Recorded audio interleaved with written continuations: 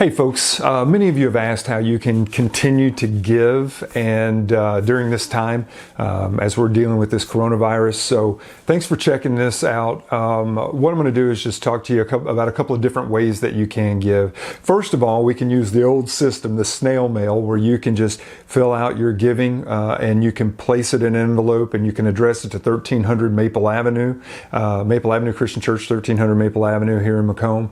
That's one way. Another way you can give is you can actually just bring your giving envelope into the church office Monday through Thursday between 8 and 4.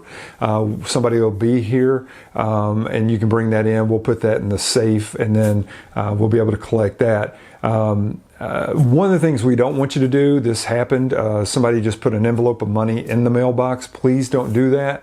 There may be times that we go several hours without checking that, or maybe a day or so without checking that. And that's just kind of pretty dangerous. So we just ask that you not do that to protect your own giving. But another way that you can give, and we're excited about this, we've had this on our webpage for a while, but we haven't really promoted it a lot. But during this time, we just thought it'd be a good idea to go ahead and promote that as far as giving. So if you go to the Maple Avenue Christian Church webpage, what you can do is you can follow the mouse here and you can go right here to the give. And when you click on give, you'll be directed to this page, and it's already give now, or you can sign in, which when you give, you'll be able to sign in and give your information. But here you can select what you want to give to. So we have 3 categories of giving here at Maple Avenue. We have a benevolence fund, we have a building fund, and we have a general fund or tithes.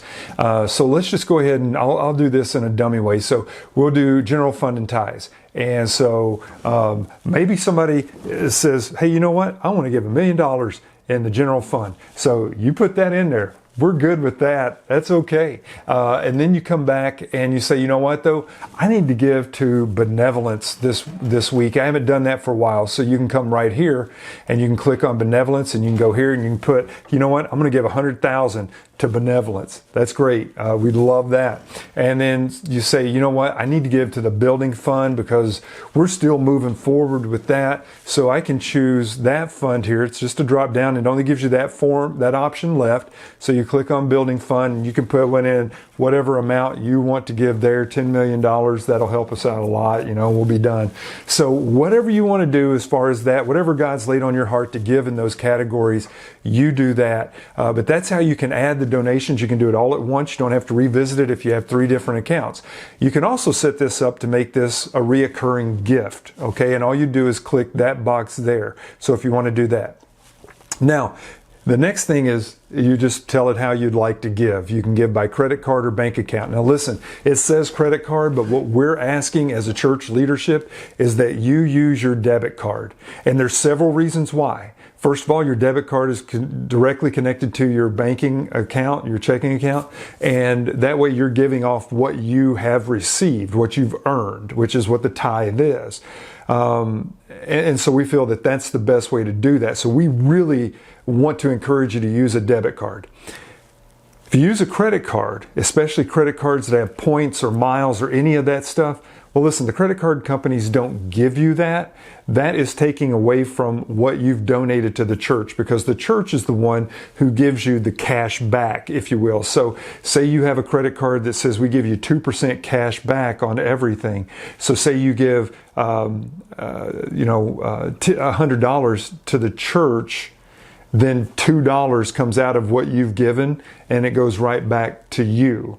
So that's why we're saying, hey, don't use the credit cards, use the debit cards. There's always a processing fee with debit or credit cards. So that's something else. And we as a church are the ones who have to pay for that.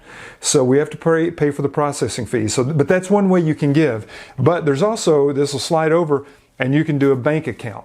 Okay, and then you can just go through this information. You can add the name on the account, the type of account, whether it's a checking or a savings or whatever you might be, and then your routing number and your account number. You have to add those, and then the billing information, and then down here, that looks about like $1 billion that somebody would be giving, and you would hit submit.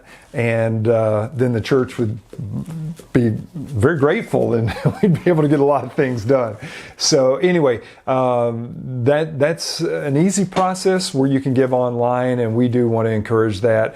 And we do thank you for those of you who have asked, hey, how can we continue to give? Because you realize that the ministry of the church is not shutting down. We're just doing things different for this time. So we do thank you for your support.